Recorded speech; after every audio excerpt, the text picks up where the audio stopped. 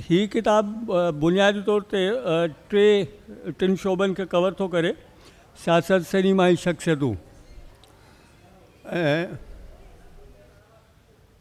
Doctor Nazir Mahmud जो ही लिखियल किताब आहे।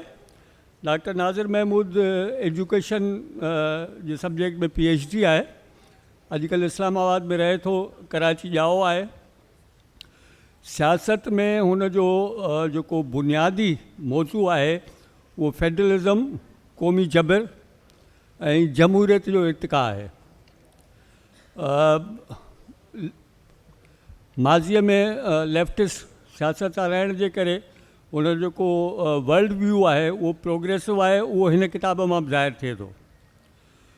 मुंहिंजो इहो ख़्यालु आहे त पाण जेको आहे सो नाज़िर महमूद खे रिक्वेस्ट कयूं त जेको आहे हिन किताब में जेको शख्सियतुनि वारो हिसो आहे उन मुतलिक़ डॉक्टर साहब, एक चीज़ जो मैंने महसूस की है कि ये वो शख्सियात हैं जो अपने अपने फील्ड्स में माहिराना हैसियत रखती हैं, लेकिन ये वो हैं जिनको ये सोसाइटी बर्दाश्त नहीं करती, कबूल नहीं करती। क्या मैं ये समझने में ठीक हूँ?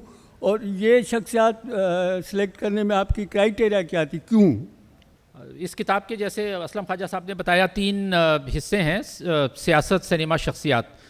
चूँकि इन्होंने मुझसे सवाल शख्सियात वाले हिस्से के बारे में किया है तो मैं मुख्तसरन उस पर पहले बात करूँगा, बाकी दूसरे साथी उस पर मज़ीद रोशनी डालेंगे।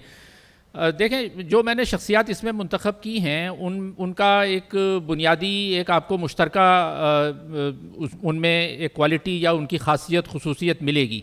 उन शख्सियात में सिंध की शख्सियात भी हैं, पाकिस्तान की शख्सियात भी हैं, बैनुल अक़वामी शख्सियात भी हैं, लेकिन जो बुनियादी बात है ये तमाम वो शख्सियात हैं जो जबर के ख़िलाफ़ खड़ी हुई, जिनका बुनियादी कमिटमेंट जो है वो इंसान के साथ, इंसान दोस्ती के साथ, जमहूरियत के साथ, कानून की बालादस्ती के साथ है। वही शख्सियत आपको यहाँ मिलेंगी और इनमें आपको वो सरकारी अप्रूव्ड जो शख्सियात हैं वो नहीं मिलेंगी। यानी ये एक इंटरेस्टिंग सी बात है कि पूछा जा सकता है कि जी इन शख्सियात का आपने इंतखाब क्यों किया? वो इंतखाब इसलिए किया कि हमारे माशरे में मसला क्या चल रहा है 70 साल से। आप किसी भी नौजवान से पाकिस्तान के किसी भी इलाके में बात करें, जी आपकी पसंदीदा शख्सियत कौन सी है, वो कायदे आज़म और अल्लामा इकबाल से आगे नहीं बढ़ सकते। हर एक की, कॉलेज, यूनिवर्सिटी, जहाँ भी चले जाएं, क्योंकि वही एक सरकारी बयानिया है, वही बताया जाता है तो उसी को वो लेकर चलते हैं। तो ज़रूरत इस बात की, जो मैंने इन शख्सियात पे मज़ामीन लिखे हैं, वो ज़रूरत इस बात की थी कि हमारे नौजवानों को ये बताया जाए कि हमारे यहाँ ऐसी शख्सियात हुई हैं जिन्होंने अवाम का और अवाम के मफादात का अलम बुलंद रखा है और उसके लिए उन्होंने कुर्बानियाँ दी हैं, उसके लिए उन्होंने किताबें लिखी हैं, उसके लिए उन्होंने जद्दोजहद की है, उसके लिए उन्होंने जेलें काटी हैं।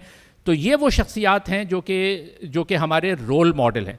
और मैं इनको रोल मॉडल इसलिए कह रहा हूँ कि इस किताब में आपको शख्सियत परस्ती नहीं मिलेगी। एक चीज़ और जो मैंने बताने की कोशिश की है वो यही है कि एक शख्सियत आपकी पसंदीदा शख्सियत होती है, लेकिन हमारे माशरे में ये हो जाता है कि हम शख्सियत पसंदी से निकल कर हम शख्सियत परस्ती में चले जाते हैं, जो कि जैसे मैंने भी मिसाल दी, जो कायदे आज़म के साथ हो रहा है, जो अल्लामा इकबाल के साथ हो रहा है।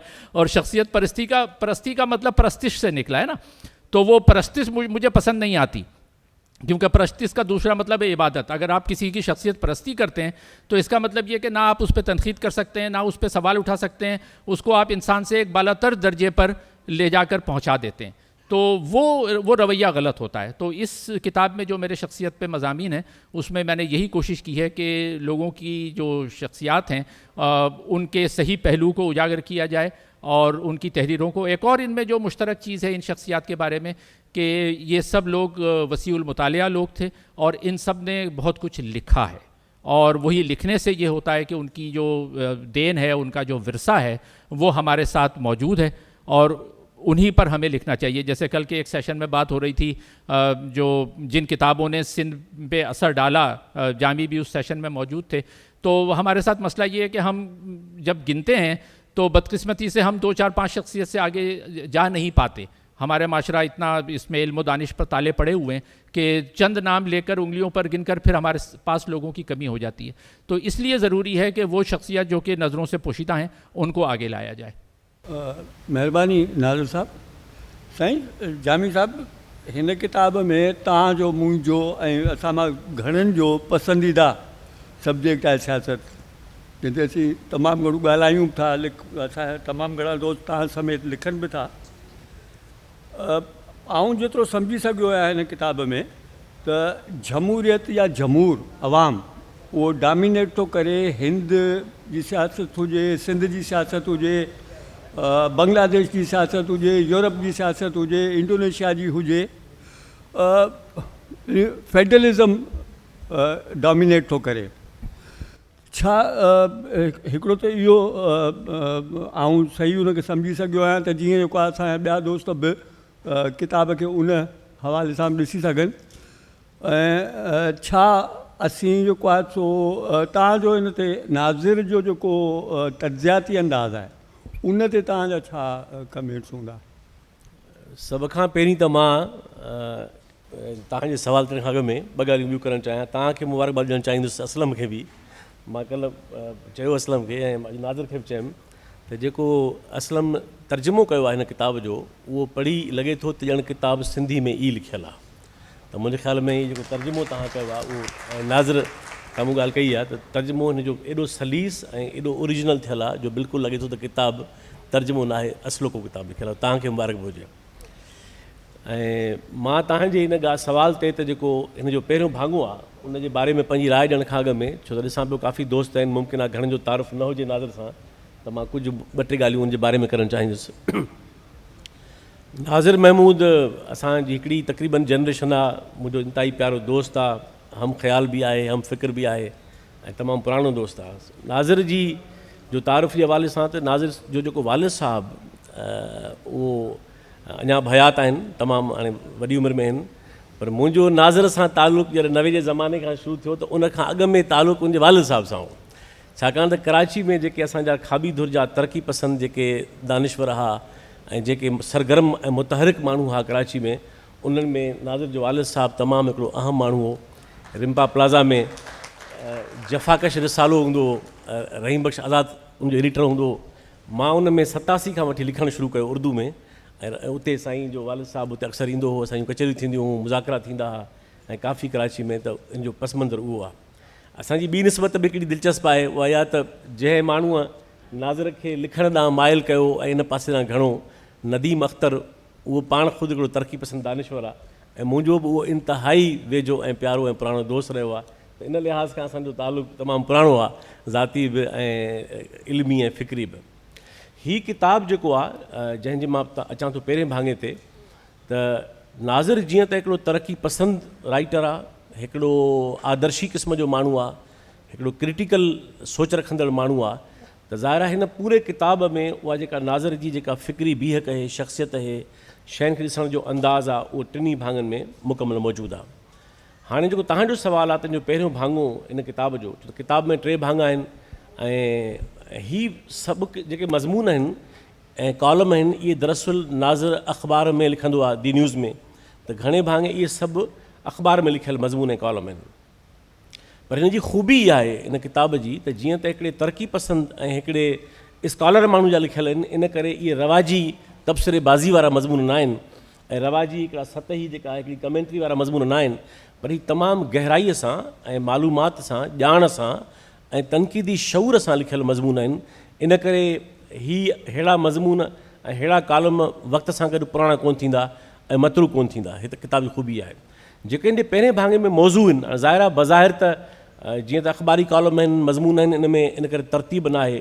हिन में 3-4 मौज़ू हिन किताब में आयल आहिनि। जीअं तव्हां ॻाल्हि कई त हिन में हिकिड़ो जेको घणा मज़मून आहिनि उहे पाकिस्तान जे वफ़ाक़ी ढांचे जे बारे में आहिनि, पाकिस्तान जे रियासती ढांचे जे बारे में आहिनि।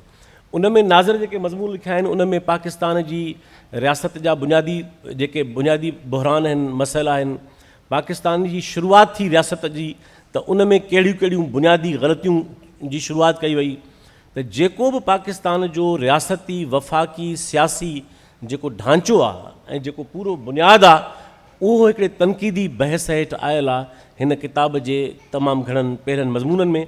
इन करे जेको नओं नस्ल आहे, नौजवाननि खे मां चाहींदुसि त पढ़ंदा त हिन किताब जे उन मज़मूननि में उन्हनि खे पाकिस्तान जो रियासती बहरान सम्झण में काफ़ी मदद मिलंदी। उन में वञण जे दौर ते बि लिखियलु आहे, उन में पाकिस्तान जे आइन ते बि लिखियलु आहे, पाकिस्तान जी रियासत ते लिखियलु आहे, पाकिस्तान जे अंदरि मज़हबी सोच ऐं मज़हबी क़ुवतुनि कीअं मुदाख़लत शुरू कई पाकिस्तान जे रियासती निज़ाम में ऐं कीअं स्पेस हाइजेक कयो, उन्हनि मौज़ूअनि ते बि लिखियलु आहे हिन किताब में जे पहिरें भाङे में। ऐं उन सां गॾोगॾु जेके हिन किताब में ॿिया मज़मून आहिनि, मिसाल तौरु ॾखण एशिया जे हवाले सां बि हिन किताब में काफ़ी मज़मून आहिनि, हिंदुस्तान जे बारे में आहिनि, बांग्लादेश कीअं ठहियो ऐं बांग्लादेश छो ठहियो, उनजे पोयां कहिड़ा मुहरिक हुआ, उन में हिन बारे में मज़मून आहिनि। सोवियत यूनियन ज़ाहिर आहे त पंहिंजे दौर जो वॾो मौज़ू हो, त उहो छो टुटो, कीअं टुटो। त हिन किताब जे पहिरें भाङे में दरअसल उनजी मां ॻाल्हि ख़तमु कयां त ख़ूबियूं टे आहिनि। त हिकिड़ी ॻाल्हि त ही के तबसरे निगारी वारा मज़मून न आहिनि, ही तज्ज़ियाती मज़मून आहिनि, जंहिंजे अंदरि हुनजो ओरिजिनल तर्जुमो बि मौजूदु आहे ऐं उन में मालूमात ऐं ॼाण बि मौजूदु आहे, तहक़ीक़ी बि आहिनि, उनजी अहमियत आहे। ॿी ॻाल्हि त ही ज़ाहिर आहे त जीअं त ही हिकिड़ो तरक़ी पसंदि दानिश्वर आहे, तरक़ी पसंदि लेखक आहे, अवाम दोस्त लेखक आहे, त हिन जो जेको क्रिटिकल लेंस आहे उहो अवामी आहे, उहो अवाम दोस्त आहे, उहो माण्हुनि जो पर्सपेक्टिव आहे, इहा हिन जी ॿी ख़ूबी आहे। ऐं टीं ॻाल्हि जेका हिन मज़मूननि में इहा आहे त ऐं ज़ाहिर आहे जेका मां सम्झां थो कंहिं बि पॉलिटिकल तहरीर जो बुनियादु हूंदी आहे, उहा इहा आहे त जीअं राइटर सोचे थो, जीअं राइटर तर्जुमो करे थो हालतुनि जो, पढ़ंदड़ जॾहिं पढ़ी वेहे त हुनखे बि उहो लेंस मुंतक़िल थिए। त मां सम्झां थो त हिननि मज़मूननि में कालमनि में नाज़िर इन में कामयाबु वियो आहे त पंहिंजे पढ़ंदड़ खां बि ईअं सोचराए थो, ईअं लेंस उनखे मुंतक़िल करे थो जीअं हुनजो पंहिंजो पॉलिटिकल लेंस आहे। सो इहे चंद बुनियादी ॻाल्हियूं पहिरें भाग नज़र आई मूंखे। असांजी ख़ुशकिस्मती आहे जो साईं नूरुल्लाह साहब आहे असांजा पैनल में। इन जो जेको किताब जो सेक्शन आहे सिनेमा वारो, इन में हिंदुस्तान, ईरान, यूरोप, अमेरिका, हिननि जे जेके तरक़ी पसंदि नुक़्ते नज़र रखंदड़ फिल्मूं आहिनि उन्हनि जो ज़िक्र आहे। हिकिड़ो त असांखे तव्हां इहो ॿुधायो त नाज़िर फिल्म खे जंहिं अख सां ॾिसे थो उन ते तव्हांजी कमेंट्री छा आहे? ॿियो त इन ई जेको आहे सो हुन मां हिकिड़ो ज़हन में ख़्यालु थो अचे त असां वटि सिंध में अदब तमामु घणो तरक़ी करे वियो आहे, असां वटि म्यूज़िक बि तमामु घणो तरक़ी करे वियो आहे, असां वटि सिनेमा छो न डेवलप थी सघी आहे हिन सॼे जेको आहे सो वायुमंडल में? ॾिसो, मूं जॾहिं ही किताब हिन में सिनेमा वारो पार्ट पढ़ियो त मूंखे हिकिड़ो ख़्यालु पहिरियों दफ़ो आयो, हिकिड़ो सुवालु जेको मूंखां अक्सर पुछियो वेंदो आहे, त सिनेमा सां गॾु ऐं हुन में ड्रामा बि ऐड करे छॾींदुसि। मूंखां अक्सर पुछियो वेंदो आहे त हाणे उहो सभु कुझु ओड़ा ड्रामा, ओड़ियूं फिल्मूं, तर पाकिस्तान में ओड़ियूं फिल्मूं न आहिनि, घणियूं न ठाहियूं आहिनि। कंहिं टाइम में हिकिड़ी संगीता फिल्म हिकिड़ी उर्दू में ठाही हुई, मुट्ठी भर चावल, पाकिस्तान लाइ वॾी शइ थी वई हली। अदरवाइज़ कमर्शियल फिल्मूं जेके ईअं ठहियूं आहिनि, पर जेको पुछियो वेंदो आहे सुवाल त असांजे ड्रामे जे हवाले सां ऐं इन में इन जो ही हाल छो थियो आहे, मूंखे पहिरियों दफ़ो ही मज़मून पढ़ंदे ख़्यालु आयो त इहा कमी आहे हिन वक़्तु जॾहिं ख़ुदि मूं ड्रामा लिखणु शुरू कया ऐं जॾहिं अञा सिनेमा जीअरी हुजे हा उन तरीक़े सां त शायदि अॻिते वधे हा। उन्हनि जा क्रिटिक्स हुआ पाकिस्तान में, उहे उन्हनि ते लिखंदा हुआ, डॉन में, हेराल्ड में, जंग अख़बार में, उर्दू में जेके हुयूं, उन्हनि जा बाक़ाइदा अहिड़ा संजीदा क्रिटिक्स हुआ जो हिकिड़े पासे भले रस्तो सॼो ख़ाली थी वञे, पर उन खां घणो वधीक ख़ुदि मुंहिंजे लाइ उहो मज़मून अहम हूंदो हो जेको क्रिटिक लिखंदो हो। ऐं जे हुन चयो त हिन में ही ख़राबियूं आहिनि त उन्हनि ख़राबियुनि ते गौर करणो ते पियो त ही असां खां छो थियूं थियनि। नाज़िर जे ही मज़मून जॾहिं मूं पढ़िया त मूंखे इहो ई ख़्यालु आयो त हाणे क्रिटिक रहियो न आहे। हाणे छा आहे जो सिंधीअ में त बिल्कुलु ई असां वटि इहो इन मैदान ख़ाली पियो आहे, पर उर्दूअ में बि मूंखे मैदान ख़ाली थो नज़र अचे। कहिड़ियूं 7 ॻाल्हियूं आहिनि त केरु सुहिणी लॻे थी, केरु सुठी लॻे थी, ससु हीअं छो कयो, नुंहुं हीअं ड्रामे में छो कयो, फिल्म ते बि इहो ई आहे हिकिड़ियूं बल्कि आउं चवंदी आहियां त पाकिस्तान में त जेका फिल्म आहे ठहे थी हाणे, जेका हिन वक़्तु ठहे थी, उहो मौज़ू ऐं उहो अंदाज़ आहे जेको इंडिया हाणे डस्टबिन में उछले चुको आहे। असां वटि हिते वापसि डस्टबिन मां कढी उनखे फिल्मायो थो वञे। ऐं असांजे नौजवाननि खे इन ते अचां थी तव्हांजे सुवालनि ते। ऐं असांजे नौजवाननि खे तमामु संजीदगीअ सां जेके कहाणियूं लिखनि था ऐं जेके स्क्रिप्ट्स लिखणु चाहिनि था, जेके ड्रामा जे फील्ड में वञणु चाहिनि था, जॾहिं उहे लिखंदा कमु कंदा त सिनेमा ठहंदी न। बुनियादु त लिखण खां शुरू थो थिए। ऐं हा, जेके ठाहिनि था, जेके डायरेक्शन में बि पंहिंजी दिलचस्पी रखनि था, ऐं तमामु संजीदगीअ सां उन्हनि खे इहा सलाह ॾींदसि त हू हिन किताब में मौजूदु जेके मज़मून आहिनि, जिन फिल्मुनि जो ज़िक्र आहे, हिकिड़ो कमु तव्हां ॾाढो ॾुखियो करे छॾियो आहे। उन में नौजवान में ज़रूरु पढ़नि, पर छा आहे, असलम ख़्वाजा छा कयो आहे जो एॾो निज पिज तर्जुमो करे छॾियो आहे जो कई फिल्मुनि जा नाला मूं मथो हणी सोचियो त इहा आहे कहिड़ी फिल्म।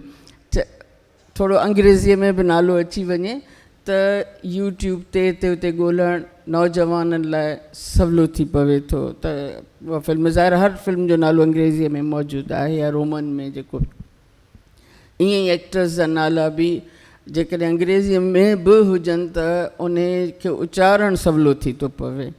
बहरहाल उहो अॻियां जे लाइ हिकिड़ी ॻाल्हि आहे।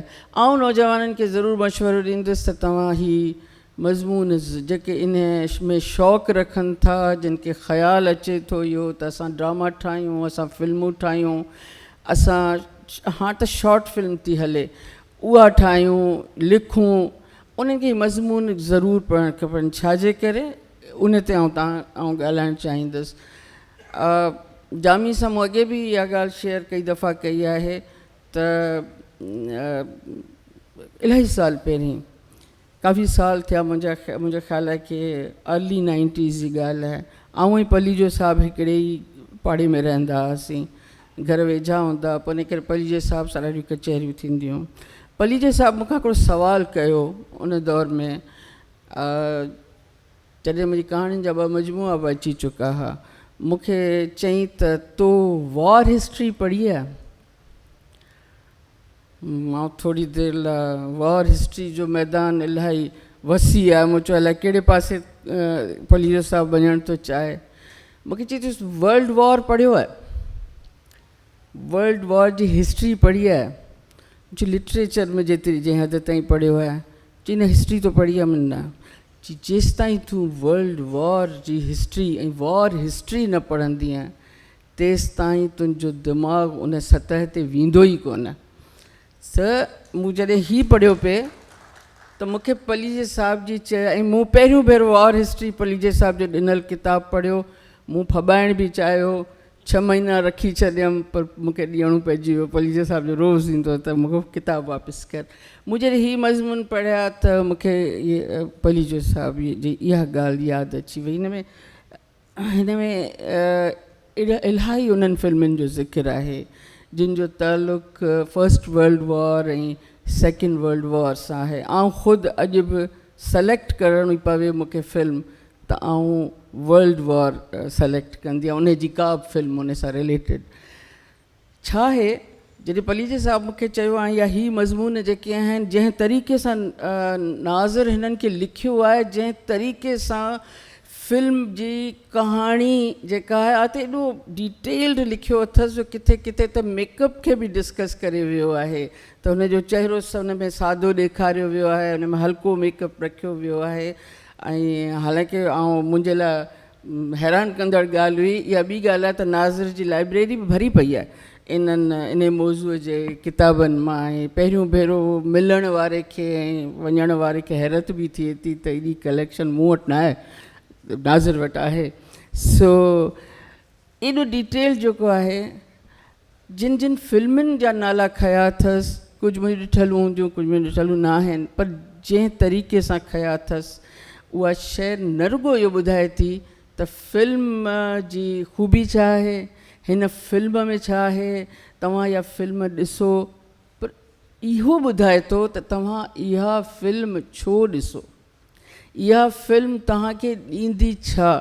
हिन में इंसान जी नफ़्सियात ऐं मसइला ऐं विरहाङा ऐं तबाहियूं ऐं बर्बादियूं ऐं ग़ुलामियूं ऐं इहे सभु जेके मसइला आहिनि जिन खां आउं सम्झां थी त हिन मुल्क में जेकॾहिं दिलचस्पी आहे त जेतिरी सिंधी क़ौम खे इन्हनि मौज़ुअनि सां दिलचस्पी आहे, जॾहिं बलोच खे एतिरी इन सां दिलचस्पी आहे, शायदि ई कंहिंखे हुजे, त इहे फिल्मूं आउं चाहींदुसि त नौजवान ही मज़मून पढ़नि ऐं ॾिसनि। इन ॾिसण जो पंहिंजो मज़ो आहे त ग़ुलामी पंहिंजे एक्सप्रेशन सां, पंहिंजे रिएक्शन सां असुल में कहाणीअ में इंसान जो कहिड़ो जज़्बो खणी थी अचे, कहिड़ा अहसासात खणी थी अचे, कहिड़ी महरूमी खणी थी अचे, विरहाङो छा आहे उहा शइ, जंगनि में तबाहियूं छा आहिनि, दुनिया जो अजीबो ग़रीब जेको वाक़ई पढ़ी साहिब सही चयो, जंहिं हिन मौज़ूअ खे नाहे पढ़ियो, इंसान कीअं जुदा थी थो वञे, इंसान कीअं लुढ़ी थो वञे हिकिड़े अहिड़े समुंड में जिते जंहिंजो को किनारो कोन्हे, उन मां कीअं निकिरे थो, वतन कीअं डिवाइड थी था वञनि ॾिसंदे ॾिसंदे, हिकिड़ी क़ौम मां कई हिसा कई कीअं थी था वञनि, माण्हू माण्हूअ जो दुश्मन कीअं थो थिए, माण्हू माण्हूअ खे छो थो मारे, सॼो डिटेल नाज़िर बि लिखियो आहे उन जो हर फिल्म जी कहाणी, जंहिंमें ज़ाहिर आहे Soviet union, Iran, America, India जो पैरेलल सिनेमा, इन सभिनी जो ज़िक्र आहे।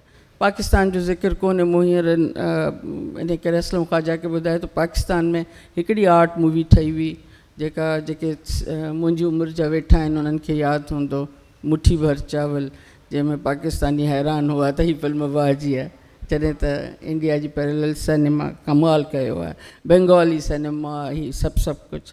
सो बहरहाल आउं पंहिंजी ॻाल्हि इहो चई ख़तमु कंदुसि वापसि इन्हनि लफ़्ज़नि ते त आउं हिकु दफ़ो वरी तमामु संजीदगीअ सां, ईअं न आहे त हीअ हिन किताब जे बारे में प्रोग्राम पियो हले इन करे आउं इहा ॻाल्हि चवां पई, ऐं तमामु संजीदगी ऐं ज़िमेवारीअ सां नौजवाननि खे इहा रिक्वेस्ट कंदुसि, जे तव्हांखे भले कहाणी लिखणु था चाहियो, जेकॾहिं तव्हांखे ड्रामा, फिल्म इन्हनि शयुनि खे ठाहिणु ऐं लिखण सां दिलचस्पी आहे त हीअ किताबु तव्हां सिंधीअ में तर्जुमो थियल आहे ऐं हीअ किताबु तव्हां ज़रूरु पढ़ो।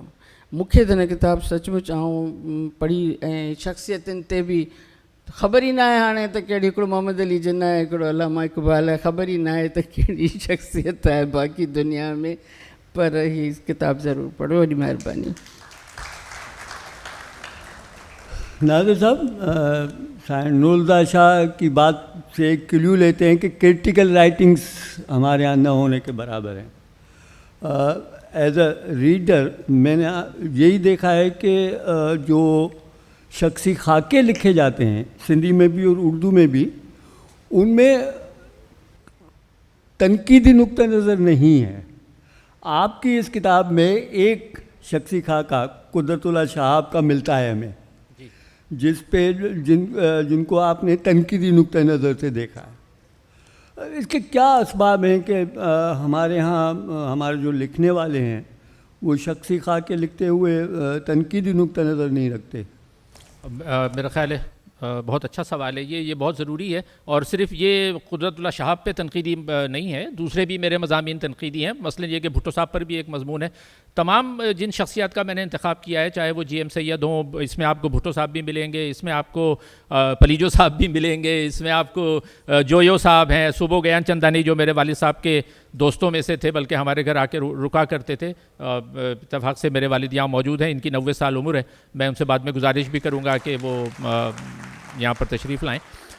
तो इन सबको बचपन से देखा, तो वो जो कुछ देखा उसको बयान किया। लेकिन अब आपका जो सवाल है कि हम तनकीदी, हमारे यहाँ तनकीदी नुक्ता नज़र से क्यों नहीं लिखा जाता, अब ये कुदरतुल्लाह शहाब का अच्छा आपने हवाला दिया, उस पर मैंने क्यों ये ज़रूरी समझा कि उनकी जो एक किताब है शहाब नामा, देखें हमारे यहाँ रियासती तौर पर जो बयानिया पिछले 70 साल में चलाया गया, मैं ये बार बार कहता हूँ कि हमारे यहाँ आर्टिफिशियल रोल मॉडल क्रिएट किए गए हैं, मसनूई रोल मॉडल, जो रोल मॉडल जिनको होना ही नहीं चाहिए था। यानी माशरे को हमारी रियासत जिस तरफ रियासती इदारे जिस तरफ ले जाना चाह रहे थे, वो एक जहनी पसमानदगी का रास्ता था। اس ذہنی پسماندگی پر ڈالنے کے لیے انہوں نے وہی رول ماڈل کریٹ کیے. تو اب قرۃ اللہ شہاب جو ہے ان کو رول ماڈل بناتا تھا, تو ان کی کتاب بیسٹ سیلر ہے. آپ جو لوگ ان کی کتابیں چھاپتے ہیں آپ دیکھ لیں, مطلب درجنوں کے حساب سے 100-150 اس کے ریپرنٹس آ چکے ہیں اور ابھی تک. اور یہ کتاب وہ ہے جو کہ ریکمینڈ کرتے ہیں یونیورسٹی میں کہ بچے یہ پڑھو. اچھا, اشفاق احمد جیسے لوگوں کو رول ماڈل بنایا گیا, بانو قدسیہ کی جیسی کتابیں جو ہیں ان کو رول ماڈل بنایا گیا, راجہ گدھ ناول جو ہے ان کا وہ پورا جو ہے وہ ایک چونچوں کا مربع جس کو کہا جائے وہ بنا کے ہمارے سامنے پیش کرتی ہیں.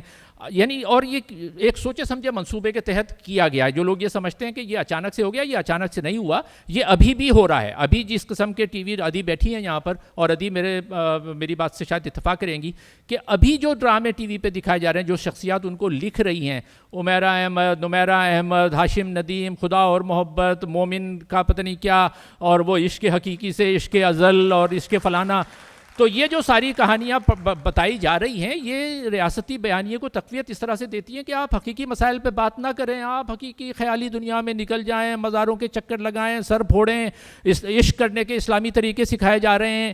اب یہ ہے کہ یعنی واقعی میں یہی ہو رہا ہے. آپ ڈرامے دیکھیں تو اب یہ اس طرح کے رول ماڈل ہمارے یہاں آرٹیفیشل کریٹ کر کے لوگوں پر مسلط کیے گئے, تو بھائی کوئی تو اس کو توڑے, کوئی تو لکھے اس پہ. تو میں نے جو یہ شخصیات جن کے میں نے ابھی نام لیے ان کے بارے میں لوگ نہیں جانتے, اس لیے میں نے, اور اس میں آپ کو کوئی یونیفارم والا بھی نہیں ملے گا, کوئی یونیفارم والا ہیرو, چونکہ ہمارے یہاں زیادہ تر یونیفارم والے ہیرو نا, آپ جہاں بھی جائیں کتاب کھولیں یونیفارم والے ہیرو آپ کو ملتے ہیں. تو اب یہ پوچھا جا سکتا ہے کہ وہ یونیفارم والے ہیرو کیوں نہیں ہیں. میں تو یونیفارمٹی کے ہی خلاف ہوں, چاہے وہ یونیفارم کریکولم ہو. ہم تو ڈائیورسٹی کے لوگ ہیں نا جی, یہ سارے لوگ ہیں, جی ایم سید تھے یا پلیجو صاحب تھے یا جو بھی تھے, شوبو گیان چندانی تھے, ابراہیم جویو صاحب تھے, غفار خان صاحب تھے, یہ سارے لوگ ڈائیورسٹی کی ترویج کرتے تھے.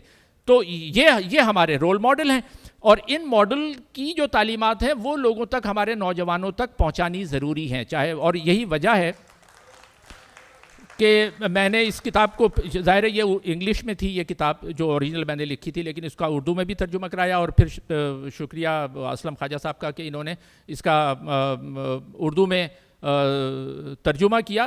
اور میں آخری بات یہ کہوں گا, اس سے بعد آخری میں سوال, کیونکہ ایوب صاحب مجھے گھور گھور کے دیکھ رہے ہیں, خود انہوں نے پونا گھنٹہ لیا اور یہ کہہ رہے ہیں کہ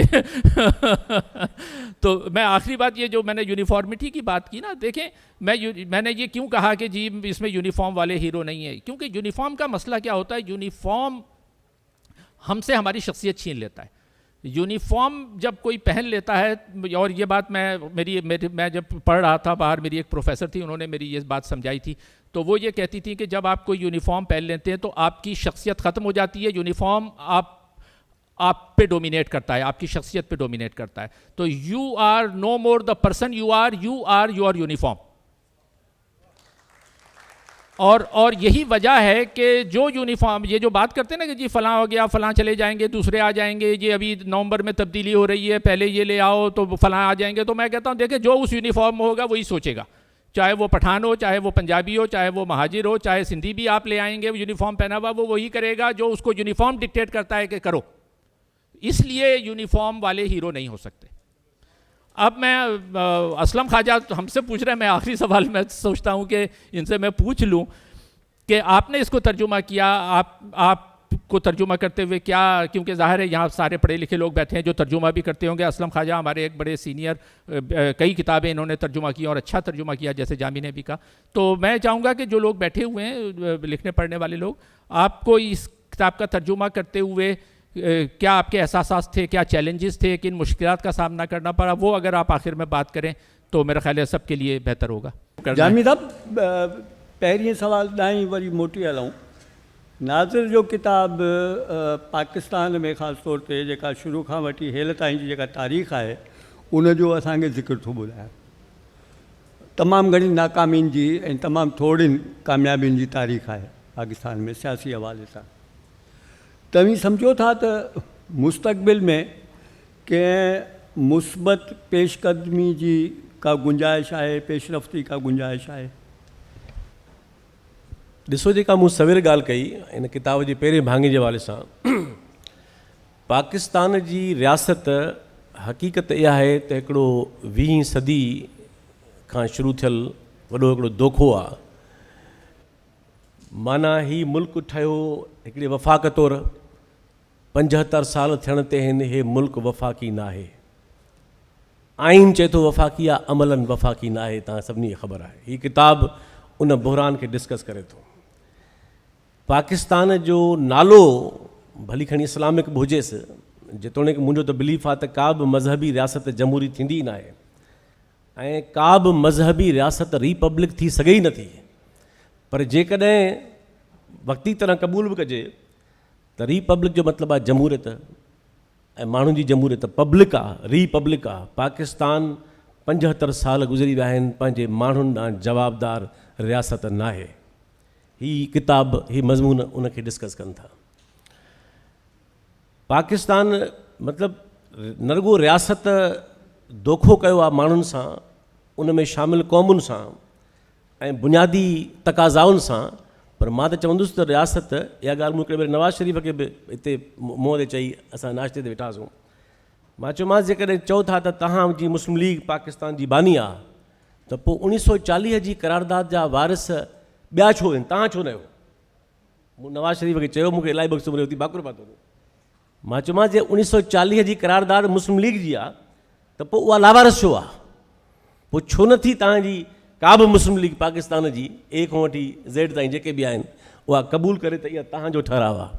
त हीअ किताबु उनखे डिस्कस थो करे। त मां सम्झां थो त पाकिस्तान जी रियासत जा जेके बुनियादी बहरान आहिनि, जेका ॻाल्हि नाज़िर कई, मिसाल तौरु हिकिड़ी घण को वफ़ाक़ी मुल्क थींदो ई डाइवर्स आहे। गुज़िरियल साल मुंहिंजो हिन किताब शाया थियो। वफ़ाक़ जो मतिलबु ई इहो आहे, उनजो रेशनेल इहो आहे, उनजो बुनियादु इहो आहे, उनजो जवाज़ इहो आहे त दुनिया में वफ़ाक़ी मुल्क हूंदा ई इन करे आहिनि जो उहे घण क़ौमी हूंदा आहिनि, घण मज़हबी हूंदा आहिनि, घण सक़ाफ़ती हूंदा आहिनि, घण लिसानी हूंदा आहिनि ऐं घण इलाक़ाई हूंदा आहिनि। त डाइवर्सिटी त उनजो रूह आहे, उनजो जोहर आहे। पर जीअं नाज़िर चयो त रियासती बयानियो जेको आहे, नैरेटिव आहे, उहो इस परचम के साए तले हम एक है, ऐं एक तव्हां केतिरा आहियो उहा तव्हांखे ख़बर आहे। त ईद बि पाकिस्तान में माण्हू हिकु ॾींहं ते गॾु नथा कनि, इहो आहे इस परचम के साए तले हम एक है। इहो फेल्ड पैराडाइम आहे। यूनिफॉर्मिटी हिकिड़ो दोखो आहे, हिकिड़ो डिसेप्शन आहे।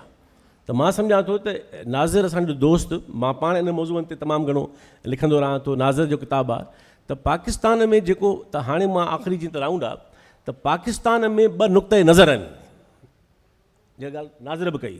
हिकिड़ो रियासती नैरेटिव आहे जेको नाकाम आहे, ग़ैर तारीख़ी आहे, ग़लति आहे ऐं हलण जे क़ाबिल बि न आहे। पर प्रॉब्लम इहो आहे, तव्हांजो सुवालु अचां मां हाणे, त प्रॉब्लम इहो आहे त इन मुअल लाश खे, इन नाकाम बयानीअ जे लाश खे अञा ताईं कुलनि ते खयो पिया हलनि ऐं नओं निसाब, वरी यूनिफॉर्मिटी, वरी हिकु निसाब। त इन करे मां सम्झां थो त पाकिस्तान जे अंदरि हीअ किताबु जेको आहे, नाज़िर जो किताबु लिखियलु आहे, अहिड़ा किताब ॿिया बि लिखियल आहिनि, त हीअ जेको नुक़्ते नज़र आहे इहो असांजो मुतबादिल नुक़्ते नज़र आहे। जेको रियासती नैरेटिव आहे उनजे साम्हूं जेको असांजो अवामी, असांजो क़ौम दोस्त, असांजो वतन दोस्त, असांजो तरक़ी पसंदि ऐं रोशन ख़्याल नुक़्ते नज़र आहे, हीअ किताबु दरअसल पोइ भली उहो वर्ल्ड व्यू हुजे हुनजो, नाज़िर जो, उहो अदब ऐं आर्ट जे बारे में हुजे, उहो तारीख़ जे बारे में हुजे, शख़्सियतुनि खां मुतासिर जे बारे में हुजे, पर मजमूई तरह हिन जे पहिरें भाङे में ऐं किताब में त मूंखे ख़ुशी आहे त पाकिस्तान में, इन करे चवां थो त पाकिस्तान में जेको हीअ रियासत जो जेको नैरेटिव आहे, इनखे कन्फ्रंट कंदड़, इन जी मज़ाहिमत कंदड़, इनखे रद्द कंदड़ ऐं मुतबादिल बयानियो तश्कील कंदड़ ऐं पेश कंदड़ जेके बि फ़र्द आहिनि, लेखक आहिनि, अदीब आहिनि, दानिश्वर आहिनि, स्कॉलर आहिनि, किताब आहिनि, असांखे उन्हनि खे मान ॾियणु खपे, उन्हनि खे ओन करणु खपे, उन्हनि खे पढ़णु खपे। छाकाणि त इहा हे तहरीरूं, हे नुक़्ते नज़र उन मुतबादिल बयानीअ खे सगारो करे थो। हाणे जेको तव्हांजो सुवालु केसि ताईं थी सघे थो मुस्तक़बिल में, नज़र त इहो थो अचे त वरी 75 साल गुज़रण खां पोइ बि हीअ असां कंबर में असांजो हिकिड़ो उस्तादु हूंदो, मां उनजे टोटके ते ॻाल्हि पूरी थो कयां ऐं काफ़ी दोस्त कंबर जा वेठा आहिनि, उहो असांखे पढ़ाईंदो हो मैथमेटिक्स, साईं आसनदास। त चवंदो हो त कंबर मां टांगो निकिरे ॿेर जे लाइ, 2 क़दम अॻिते खणे घोड़ो ऐं 3 पोइते खणे, इहो कॾहिं पुॼंदो? असां लॻा पिया हूंदा हुआसीं त इहो जेको 2 क़दम अॻिते खणी ऐं 3 पोइते थो खणे, पोइ ख़बर पवंदी त इहो ॿेर न वेंदो, इहो ॿियो चांडे वेंदो। हे पाकिस्तान जी रियासत जो कमु उहो आहे, हे उहो टांगो आहे जेको 1 क़दम अॻिते खणी 5 क़दम घोड़ो पोइते थो खणे। 75 साल गुज़री विया आहिनि, वरी वफ़ाक़ जी नफ़ी, वरी जमहूरियत कूड़ी ऐं नाटकी, वरी हिकु निसाब, वरी हिकु नुक़्ते नज़र इहो फॉल्टी, वरी यूनिफॉर्मिटी। त इन करे मां सम्झां थो त हीअ हिकिड़ी नाकाम मनसूबे में लॻल आहिनि ऐं इन जो को मुस्तक़बिल कोन्हे। इन करे हाणे कॾहिं बहितर थींदो का ज़ाहिर असां वटि डेडलाइन कोन्हे, पर उहो जेको कैफ़े आज़मी साहब जी ॻाल्हि ते हिकिड़ो ॻाल्हि खे पूरो थो कयां लाइटर नोट ते, त कैफ़े आज़मी साहब तव्हांखे ख़बर आहे त कमाल माण्हू हो, उनजो शाइरी जो किताब बि आहे कैफ़ियात कुलियात आहे हुनजी, ऐं उनजे बारे में मशहूरु हो त उहो शराब तमामु घणो पीअंदो हो। पोइ दोस्तनि हिकिड़े भेरे जेके कैफ़े साहब जो इम्तिहान वठण जे लाइ छा कयो जो चयूंसि त अॼु तुंहिंजो असां शराब शनासी जो इम्तिहान था वठूं। चई ठीकु आहे। सो हुननि हर क़िस्म जो जेको बि मुमकिन हुयो मुयसरु सामान कया। सो कैफ़े साहब खे गिलास ठाहे ॾियनि, कैफ़े साहब डुक भरे चई फलाणो आहे, डुक भरे चई फलाणो आहे। हिकिड़ो मक़ाम आयो जो कैफ़े साहब में हाणे इहा हिस न रही या हुनजी सूरत हाल न रही ॿुधाए सघे, बिल्कुलु पूरो थी वियो। त हुननि थधो पाणी जो गिलास भरे ॾिनुसि ऐं चयूंसि त हाणे ॿुधाए त हीउ कहिड़ो शराब आहे। हाणे हू वियो त पूरो थी वियो, डुक भरे चुप कयईं, चुप करे चई बरखुरदार, अब ये तो नहीं मालूम हो रहा कि ये शराब कौन सी है, एक बात का यकीन है कि ये कंपनी जो भी है चलेगी नहीं।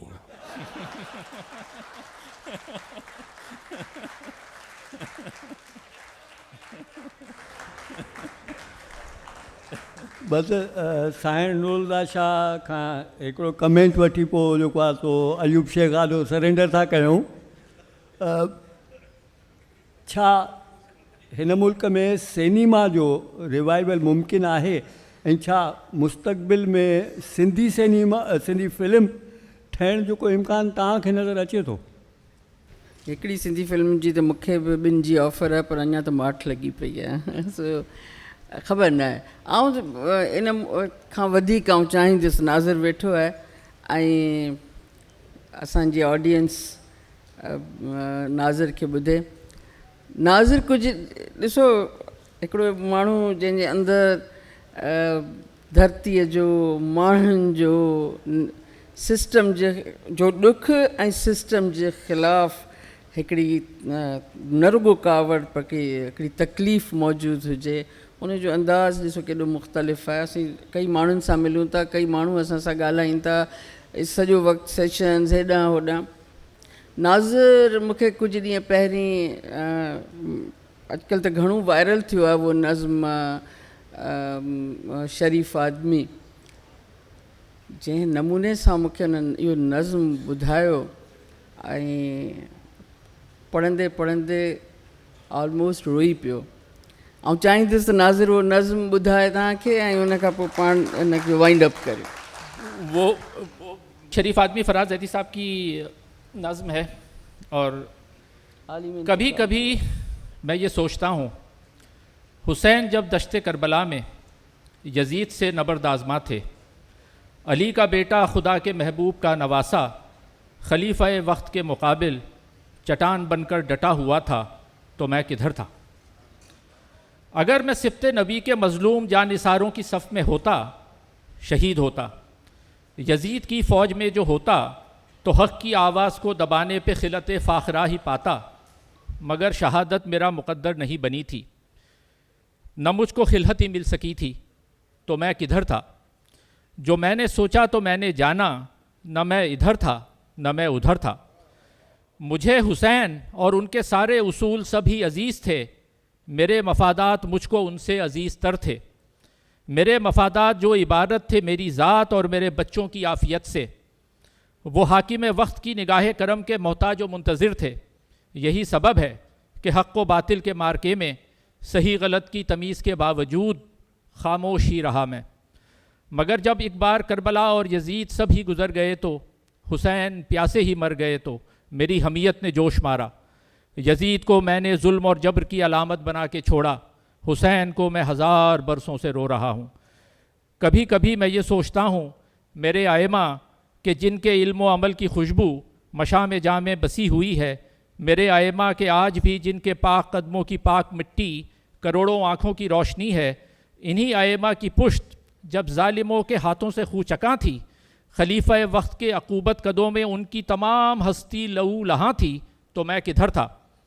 वो हक़ पर हैं मैं ये जानता था, इमाम ही उनको मानता था, मगर जब उन पे अताब आया तो मैंने हाकिम का हाथ रोका, न मैंने जल्लाद ही को टोका कि हर शरीफ आदमी की मानंद मुझे भी अपने और अपने बच्चों की आफियत ही अजीज़ तर थी, मगर ये सैलाब टल गया तो, ज़माना करवट बदल गया तो मेरी अक़ीदत भी लौट आई।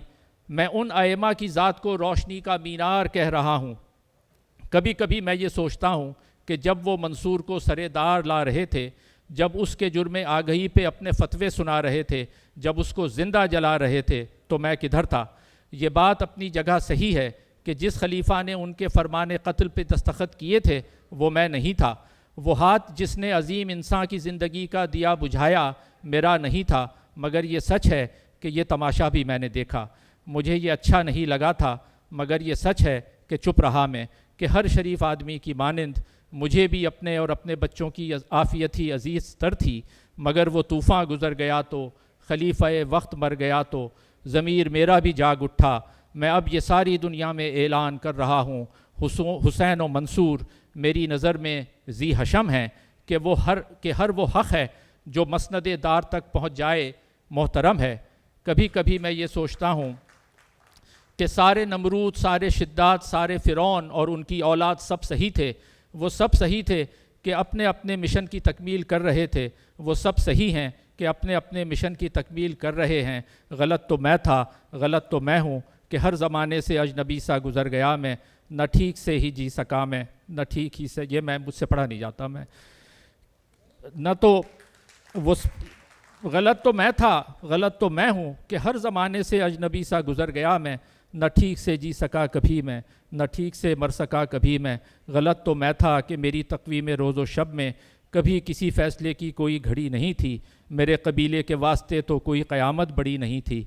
कहीं कोई करबला बपा हो, किसी अकूबत कदे में ज़िंदा के कोई सूरज ही बुझ रहा हो, फ़राज़ दारो रसन से कोई सदाए हक़ भी लगा रहा हो, तो हर शरीफ आदमी की मानंद मैं अपने हक़ आगही के बावजूद सोचता हूँ, न मैं इधर हूँ न मैं उधर हूँ। मेरे वालिद साहब 90 साल इनकी उम्र है और ये जाम साकी और सोबो गयान चंदानी के साथियों में से रहे हैं। सिर्फ एक तस्वीर बनानी है इनके साथ। वो इनका आना नहीं था, अचानक से आ गए। जब हुआ इरफां तो गम आराम जाँ बनता गया, सोज़े जाना दिल में सोज़े दीगरां बनता गया। जिस तरफ भी चल पड़े हम आबला पाया ने शौक़, खार से गुल और गुल से गुलसितां बनता गया। मैं अकेला ही चला था जानिबे मंजिल, मगर लोग साथ आते गए और कारवां बनता गया। रफ्ता रफ्ता मुनक़लिब होती गई रस्में चमन, धीरे धीरे नग़्मे दिल भी फ़ुग़ां बनता गया। दहर में मजरूह कोई जावेदां मज़मूम कहाँ, हम जिसे छूते गए वो जावेदां बनता गया।